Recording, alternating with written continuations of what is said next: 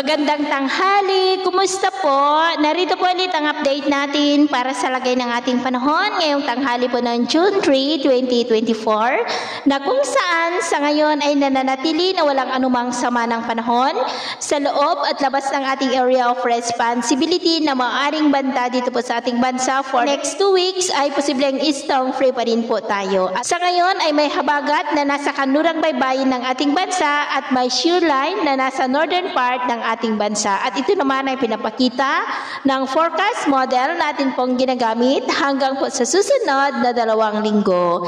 At sa lagay ng ating panahon, ngayong tanghali ay maayos ang panahon sa malaking bahagi ng ating bansa, pero may tsansa pa rin ng maulap na kalangitan with isolated rain sa ilang bahagi ng Panay Island, Iloilo, northern part ng Negros, Samar Provinces, Sulu Archipelago, Sorsogon at Davao. At sa susunod po ng mga oras, mas maraming lugar muli sa ating bansa ang makakaranas ng maulap na kalangitan with isolated rains mula silangan po ng Cagayan at Isabela, Quirino, Nueva Vizcaya, Benguet, Ifugao, Mountain Province, Zambales, Bataan, Aurora, Mindoro Provinces, Palawan, Panay Island, Negros, Cebu, Northern Leyte, Samar Provinces, Sulu Archipelago, Zamboanga Peninsula, Northern Mindanao, Sorsogon, Davao at ilang bahagi po ng Caraga. Kaya mag-ingat pa rin tayo sa mga banta po ng mga pagbaha at pagguho ng lupa. Sa atin naman pong mga baybayin, wala naman po tayong nakataas na namang gale warning signals, pero iba yung pag-iingat lamang po kung papalaot tayo